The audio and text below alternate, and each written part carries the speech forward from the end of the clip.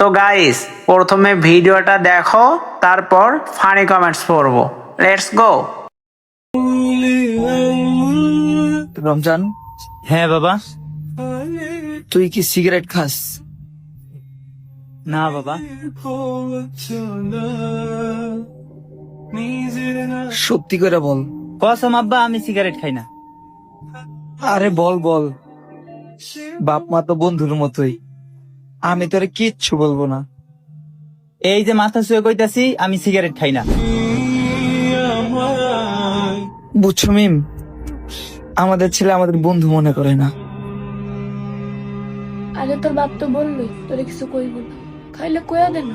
বাবা এত করে আমার লগে বন্ধুত্ব করতে চাইতেছে, যা সত্যিটা বললেই দিই, না বললে পরে আবার বাবা কষ্ট পাইবে।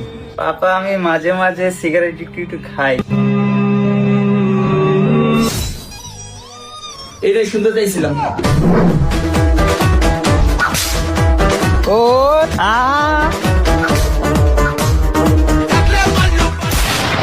तो चलिए शुरू करते हैं। কম বাজেটের মিয়া খলিফা।